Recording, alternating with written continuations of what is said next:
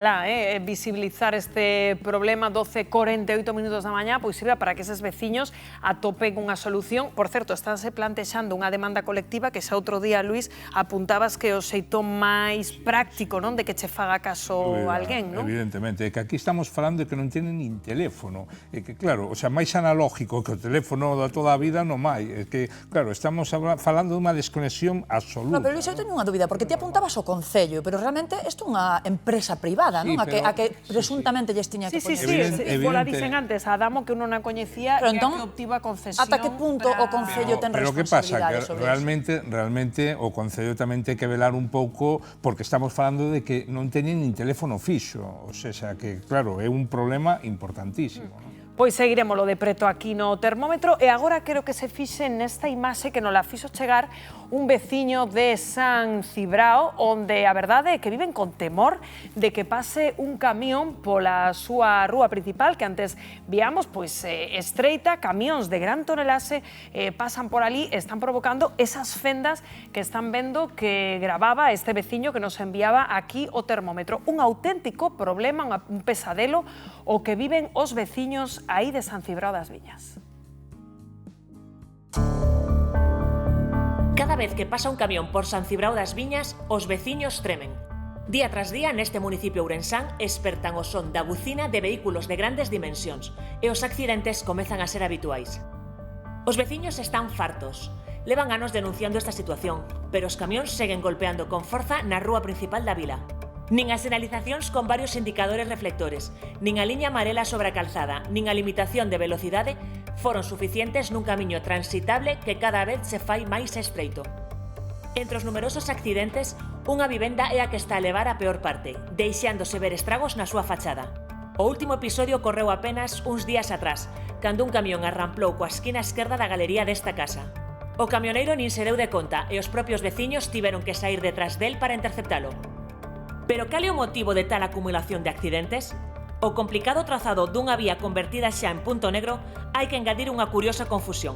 O nome da localidade, San Cibrao das Viñas, é o mesmo que o do polígono, polo que os condutores equivócanse e métense pola travesía. As solucións non chegan e a paciencia dos veciños de San Cibrao das Viñas empeza a esgotarse. Cantos golpes máis están dispostos a soportar? Pois imos a situarnos en directo ali para averigualo. Alba, estás con María, unha rapaza que creo que ten que pasar todos os días por ese punto, non? Sí, todos os días acode á biblioteca que está por aí detrás e claro, ten que pasar por esta rúa. Estábame a contar, teño por aquí o meu carón, María, é un pouquiño complicado pasar a diario por esta rúa, non? Sí, ao final é unha rúa que ven da calle general, entón os coches veñen moi rápido, coches, camións, que é o máis peligroso, e ao non haber ningún paso para camiñar, a xente que ven do Concello, por exemplo, poden aparcar ali, veñan andando hasta o pueblo, bueno, é peligroso. Ao final non tes nada por onde andar. Nada, pedimos que hayan badenes ou algún limitador de velocidade, porque a xente pasa moi rápido cos coches. De feito, a veciña aquí primeira, que ten o balcón un pouco saído, pasoulle un camión e reventoulle que a parte do baño, tuvose que mudar de casa. Claro, a pesar de que xa me estabas a dicir, María, botades de menos esa señalización de velocidade, pero sí que hai outras señalizacións. Vemos que están as líneas pintadas de amarelo e incluso está señalizada a esquina e aínda así os camións seguen petando contra ela. Sí, evidentemente, bueno, esta señalización non hai moito que está, tamén é verdade, eu veño á biblioteca e fai pouco que a vexo, e ao final, quen respeta realmente as normas da carreteira? Bueno, compañeros, xa o dicía eu antes, desde que estamos aquí é un constante pasar de coches e a min, María, chamaba a atención que sendo tan estreitiña a rúa sexa de dous sentidos. Sí, é de dous sentidos e de feito eu que veño co coche vedes a señalización esa, temos preferencia aos de aquí e esa preferencia nunca se cumple. Eu a veces teñome que parar bastante máis abaixo porque teño medo de pasar e que os coches sigan pasando porque veñen rápido é complicado. E a veces hasta formanse atascos polo mesmo que me dicías ti, de que claro, uns suben, outros baixan e ao final non sabes por onde tirar. Dicíamos que esta non é a última casa que sufriu eses desperfectos, pero non foi a única, non? Creo que ti na biblioteca tamén un día dicheste conta como un camión petaba contra o balcón. Sí, de feito eu veño a estudiar todas as mañás e un día estábamos ali tranquilos e sonou un golpe moi fuerte e era un camión que estaba chocando contra o que é o balcón da biblioteca. Pois xa vedes, compañeiros, que esa é o sentir dos veciños de aquí, non é o único desperfecto que pasaron nesta rúa, así que, pois, a ver cal é a solución, porque, dende logo, así non poden seguir.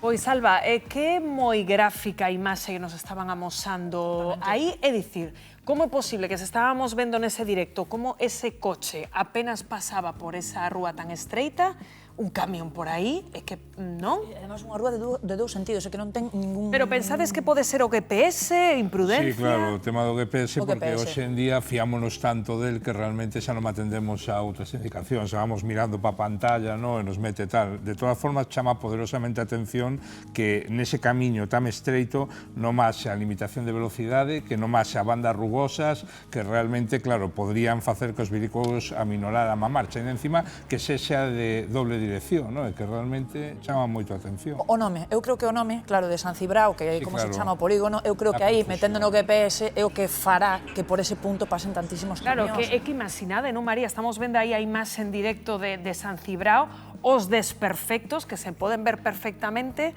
porque claro, imagínate ese camión impactando contra a túa casa, é tremendo. Pero que aí a responsabilidade non só pode ser directamente do que provoca ese dano, porque efectivamente o camión que fai o dano é o que ten a responsabilidade directa, senón que a falta ou a falla de señalización correcta tamén pode ser unha responsabilidade indirecta da administración que non está a sinalar ese punto negro, non?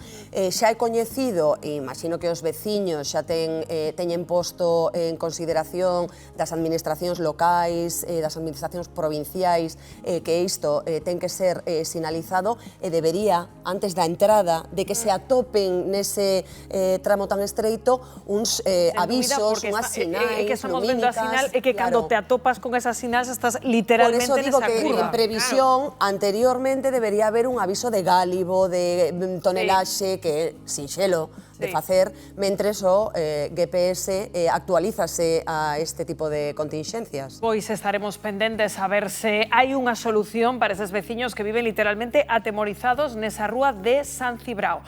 Por certo, falando de temores, todos temos na casa sempre a dúbida, o medo de que algún día alguén nos entre a roubar. Por eso, bueno, pois todos invertimos que máis e que menos na seguridade do noso fogar e das pechaduras. Pero agora de escoller unha, por que optamos?